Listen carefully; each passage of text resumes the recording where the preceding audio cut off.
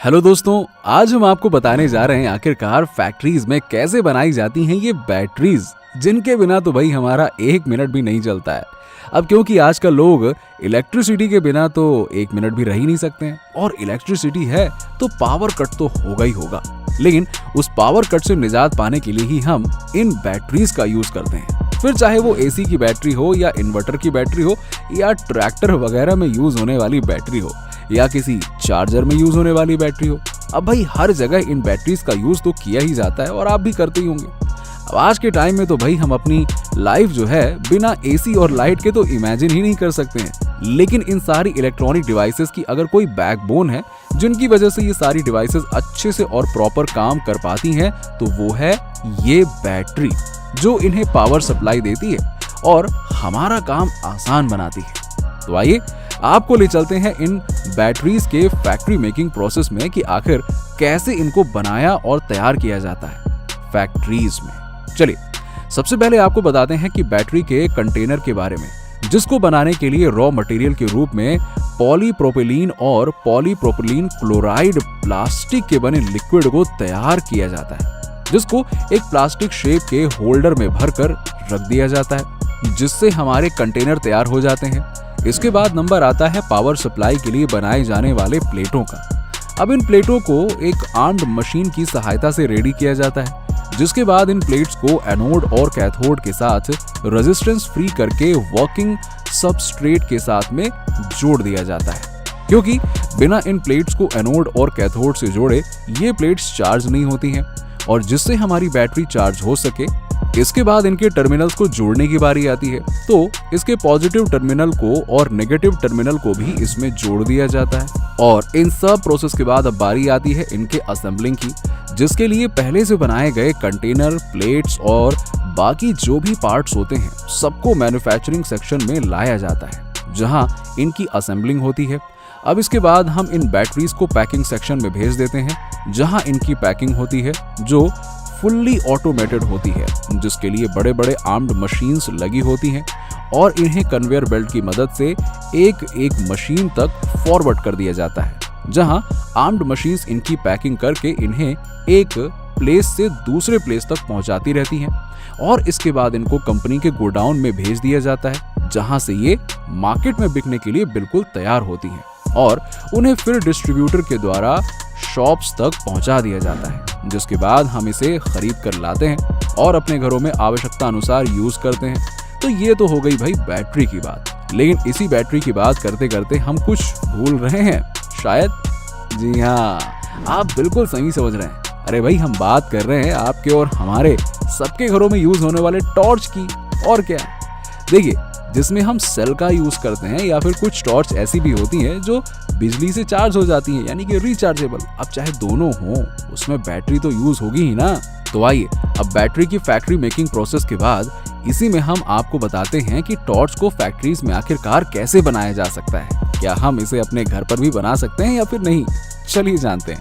देखिए, अगर हम इन टॉर्च को बनाने की सोच रहे हैं तो उसमें पहले तो हमें इसके डिजाइनिंग वाले पार्ट पर काम करना होगा। ये बहुत इंपॉर्टेंट है, जिसके लिए सबसे पहले हमें इसका लुक और बॉडी स्ट्रक्चर डिजाइन करना होता है। अब इसकी डिजाइनिंग के बाद नंबर आता है इसमें यूज होने वाले रॉ मटेरियल का, जिसके लिए कार्बन फाइबर और एल्यूमिनियम जैसे प्लास्टिक का यूज किया जाता है।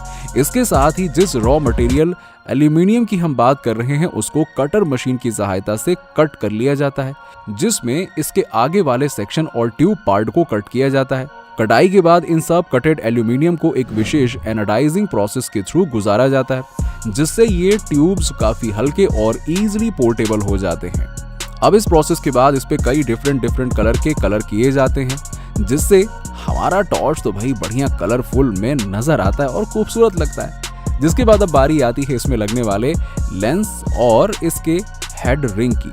कलरिंग के बाद इसके हेड लेंस और हेड रिंग को इसमें असेंबल किया जाता है। इस लेंस का काम होता है टॉर्च से निकलने वाली रोशनी को दूर दूर तक फैलाना और हमें ज्यादा से ज्यादा रोशनी देना। अगर हम इसमें यूज होने वाले लेंस की बात करें तो इसमें कॉनकेव लेंस का यूज किया जाता है। टॉर्च में इन हेड्स, लेंस और हेड रिंग को ऑटोमेटेड मशीन से फिक्स करने के बाद अब इसमें लेड लाइट को फिक्स किया जाता है। अब इसके बाद बारी आती है इन टॉर्च को पावर सप्लाई देने की, जो किसी भी टॉर्च के लिए बहुत इंपॉर्टेंट पार्ट होता है। अब इसके बाद टॉर्च के सभी पार्ट्स को आपस में असेंबल कर दिया जाता है, जहां हमारा टॉर्च अब बन के तैयार हो गया है। लेकिन अभी सबसे इंपॉर्टेंट पार्ट अभी भी इसमें बाकी है, जिसमें हम इन टॉर्च को टेस्टिंग के लिए भेजते हैं, जहां ये चेक किया जाता है कि ये टॉर्च सही से असेंबल हुआ है या फिर नहीं, और इसके सारे इलेक्ट्रॉनिक्स पार्ट अच्छे से काम कर रहे हैं या फिर नहीं। और वहां से चेकिंग होने के बाद अब इन टॉर्च को भेज दिया जाता है पैकेजिंग यूनिट में, जहां इनकी पैकेजिंग हो जाती है और उसके बाद इसे कंपनी मार्केट में बिकने के लिए उतार दिया जाता है, जहां से हम इसे खरीद सकते हैं। अब इसी में आगे अगर हम बात करें तो हम आपको ले चलते हैं अब इन्वर्टर के फैक्ट्री मेकिंग प्रोसेस की तरफ, क्योंकि पहले हमने बैटरी की फैक्ट्री मेकिंग प्रोसेस बताई, बट इन बैटरीज को लगाने के लिए डिवाइस भी तो चाहिए होगा ना, जिसमें हम इन्हें यूज कर सके, जो इन्हें कंट्रोल कर सके, जिसके लिए हम आपको बताने जा रहे हैं कि आखिरकार कैसे बनाई जाती है फैक्ट्रीज में इन्वर्टर। तो आइए शुरू करते हैं।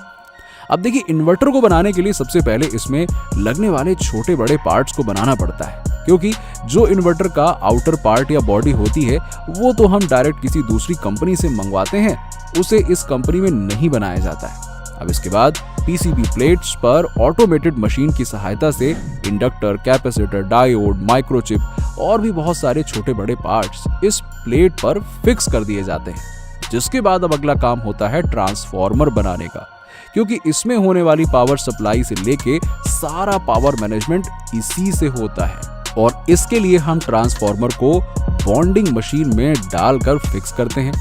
इसके बाद कॉपर वायर को बॉन्डिंग मशीन में आगे की तरफ जो थोड़ा सा निकला हुआ रोड का सेक्शन होता है उसके ऊपर थोड़ा सा लपेट दिया जाता है, और इसके बाद बाकी के वायर को प्लास्टिक के ट्रांसफार्मर बॉडी पर लपेट दिया जाता है। ये हमारे इन्वर्टर का प्राइमरी कॉइल ट्रांसफार्मर बोला जाता है। फिर इन पर रिलेटिव टेप लगाकर दूसरे वायर से भी वायरिंग की जाती है, जिसको सेकेंडरी कॉइल बोला जाता है।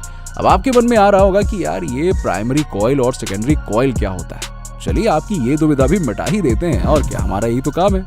अब देखिए, प्राइमरी कॉइल वो बॉन्डिंग होती है जहां से हमें सप्लाई मिलता है पावर का, या फिर ये कहें कि जिस पॉइंट पे हम पावर सोर्स से पावर सप्लाई लेते हैं वो होता है हमारा प्राइमरी बॉन्डिंग। जबकि सेकेंडरी कॉइल ट्रांसफार्मर वो होता है जिसमें हम वहां की बॉन्डिंग की बात करते हैं जहां पे हमें पावर सप्लाई करना होता है। अब इसके बाद बारी आती है आयरन कोर को लगाने की, और जिसके लिए इनमें आयरन के पतले पतले प्लेट्स को लगाया जाता है। इन प्लेट्स का काम होता है ट्रांसफार्मर को हीट होने से बचाना, और जिसके बाद इन ट्रांसफार्मर को दोनों तरफ से 2 प्लेट्स लगाकर स्क्रू की मदद से टाइटली फिक्स कर दिया जाता है, और सारे आयरन कोर अच्छे से इसके बीच में एडजस्ट हो जाते हैं। इसके साथ ही चलो हम आपको कुछ और जानकारी दे देते हैं। जैसे अगर हम प्राइमरी कॉइल में लो वोल्टेज सप्लाई करते हैं तो हमें सेकेंडरी कॉइल में हाई वोल्टेज मिलता है, जबकि अगर हम इन कॉइल की सीरीज को बदल दें या रिवर्स कर दें तो हमें बैलेंस वोल्टेज मिलने लगता है। अब आगे इसी में बात करते हैं इसके फ्यूज की, जिसके लिए हमें वायर को छोटे छोटे टुकड़ों में काट लेना होता है, और इन कटे हुए टुकड़ों को फ्यूज एलिमेंट के तौर पर जानते हैं हम। अब एक गोल सी घूमती हुई चक्री नुमा मशीन में एंड कैप को लगाकर गिलास रोड की मदद से फ्यूज को रेडी किया जाता है, और इस तरह से इन्वर्टर के सारे छोटे बड़े पार्ट्स बना लिए जाते हैं। जिसके बाद अब बारी आती है इन्वर्टर को असेंबल करने की, जिसके लिए दूसरी कंपनी से मंगाए गए इन्वर्टर की आउटर बॉडी पार्ट्स के पिछले वाले सेक्शन को ओपन किया जाता है, और उसके बाद अब बारी आती है इसकी वायरिंग की, जिसको हम कंडेंसर लगाकर करते हैं। कभी भी ज्यादा वोल्टेज या लॉन्ग टर्म यूज की वजह से शॉर्ट सर्किट ना हो, उसके लिए हम इसमें छोटे छोटे फैंस को भी फिक्स कर देते हैं, जो कि इस पूरे सिस्टम और अरेंजमेंट को ठंडा भी करते हैं। और अब इसके बाद बारी आती है बैटरी के वायर की, जिसको छिलने के बाद राउंड हुक को लगाया जाता है, और इसके साथ ही अभी हमें इसके ट्रांसफार्मर को भी तो इसमें फिक्स करना होगा ना, जिसे हम इन्वर्टर के अंदर फिक्स करके स्क्रू की मदद से टाइटली कस देते हैं। अब इसके बाद एक छोटी सी प्लेट पर डिस्प्ले पैनल को फिक्स किया जाता है, जिस पे हम इन्वर्टर की ऑन ऑफ और चार्जिंग और बाकी की कंडीशन को देखकर जानकारी लेते हैं। अब इसके बाद इसके फ्रंट को इसमें फिक्स किया जाता है स्क्रू की मदद से, जिसके बाद नंबर आता है आउटपुट सोल्डिंग का, जिसके लिए 2 वायर को ट्रांसफार्मर से जोड़ दिया जाता है और अब इन्वर्टर में पीसीबी कार्ड को फिक्स कर दिया जाता है। इसी की मदद से पूरा इन्वर्टर तो काम करता है। और इसके बाद अब बारी आती है ड्रेन वायरिंग की, जिसमें ट्रांसफार्मर वायर को पीसीबी से कनेक्ट किया जाता है।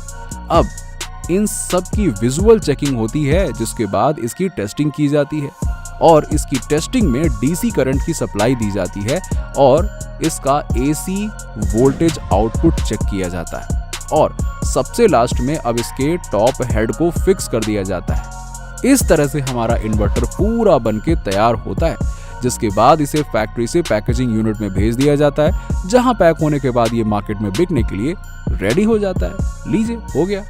तो आपको हमारे द्वारा दी गई जानकारी कैसी लगी हमें नीचे कमेंट सेक्शन में जरूर बताइए और वीडियो पसंद आई हो तो वीडियो को लाइक करें, शेयर करें और हमारे चैनल पर नए हैं तो वही सब्सक्राइब कर लें।